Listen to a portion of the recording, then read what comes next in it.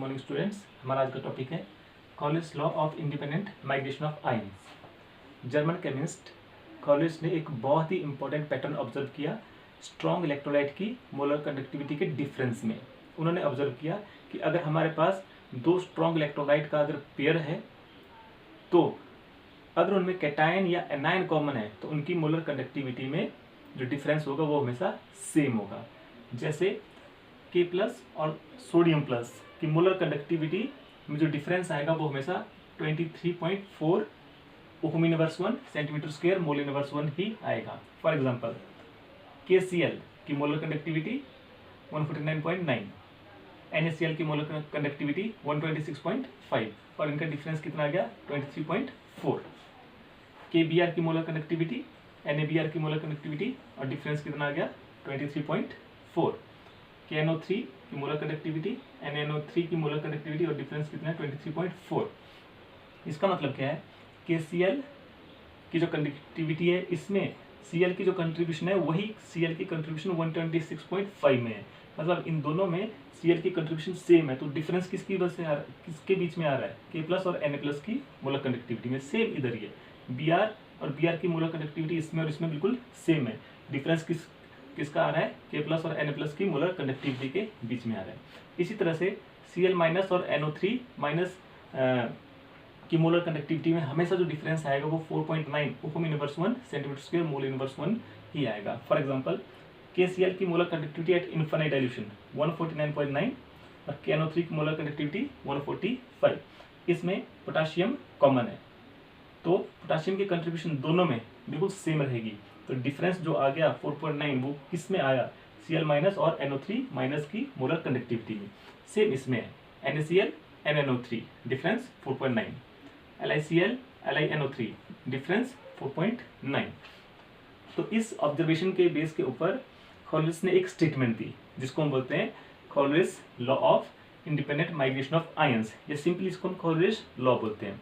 Statement क्या है, उन्होंने डिफाइन किया कि it state that at infinite dilution when dissociation is complete each ion makes its definite contribution toward the molar conductivity of a electrolyte, irrespective to the nature of other ion with which it is associated।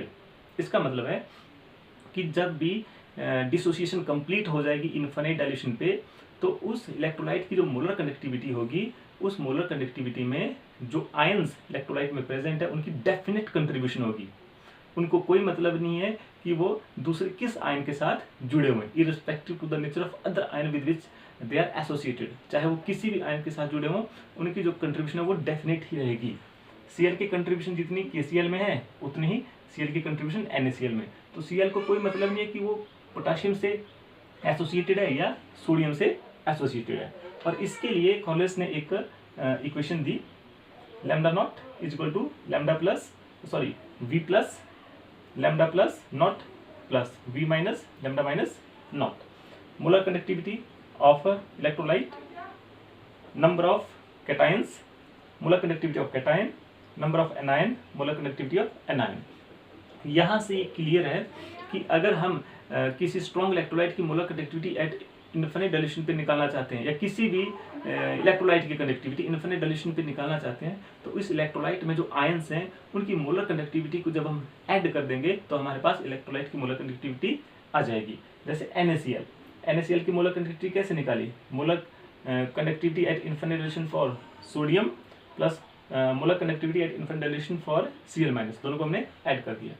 MgCl2 magnesium की molar conductivity plus chloride की molar conductivity, लेकिन यहाँ पर हमने 2 लिया हुआ है क्योंकि MgCl2 में क्लोरीन 2 है इसलिए 2 लिया हुआ है। ठीक है, तो बहुत ही इंपॉर्टेंट लॉ है। नेक्स्ट हम करेंगे application of Kohlrausch law. First application है calculation of molar conductivity at infinite dilution for weak electrolyte. हम वीक इलेक्ट्रोलाइट के लिए molar conductivity at infinite dilution find out कर सकते हैं। हमने इससे पहले बोला था कि जब अगर हम C⁻½ और λm के बीच में ग्राफ प्लॉट करें, कौन सी इक्वेशन थी, डिबाय-हैकेल-ऑनसागर इक्वेशन में अगर हम C⁻½ और λm के बीच में ग्राफ प्लॉट करें तो हम स्ट्रॉन्ग इलेक्ट्रोलाइट के लिए molar conductivity at infinite dilution निकाल सकते थे बाय एक्स्ट्रापोलेटिंग द कर्व। लेकिन वीक इलेक्ट्रोलाइट के लिए हम फाइंड आउट नहीं कर सकते थे।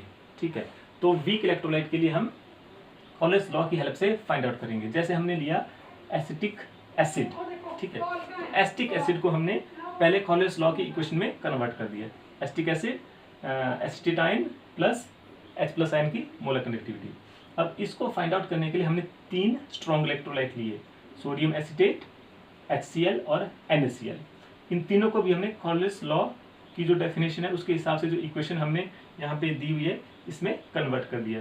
Sodium acetate, acetate ion plus sodium ion की मोलर कनेक्टिविटी, HCl की molar conductivity, H plus plus Cl minus की मोलर कनेक्टिविटी, NaCl की molar conductivity, Na plus plus Cl minus की molar conductivity at infinite dilution.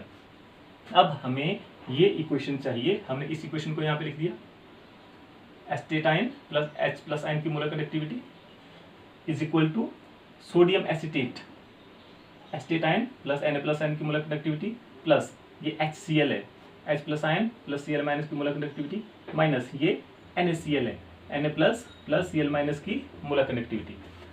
तो इसको हमने फिर equation में कन्वर्ट कर दिया। Molar connectivity of acetic acid equal to molar connectivity of sodium acetate plus molar connectivity of HCl minus molar connectivity of NaCl। तो यहाँ से एक बात बिल्कुल क्लियर है, हमें चाहिए एसिटेट आयन और H प्लस आयन की कनेक्टिविटी।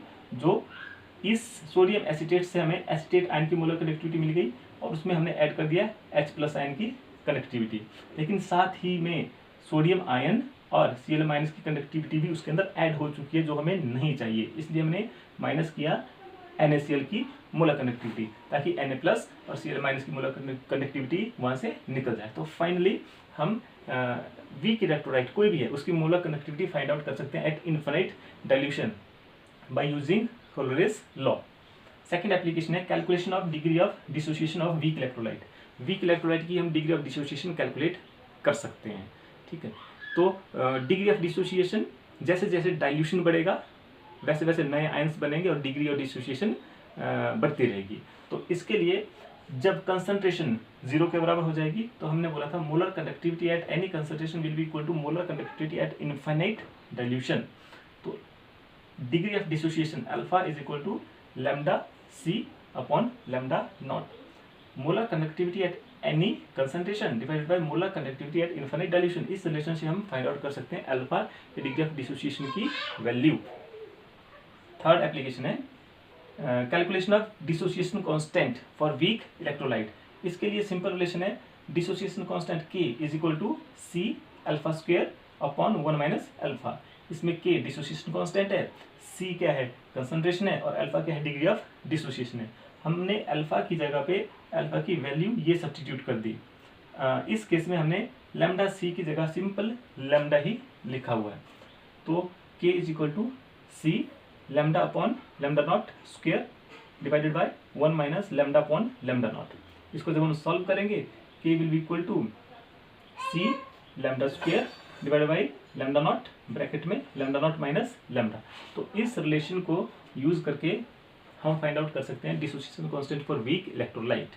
ठीक है, बहुत ही इंपॉर्टेंट है और इसके ऊपर एक न्यूमेरिकल भी आता है जो एक्सरसाइज में दिया है, उसको आप जरूर करें। ठीक है।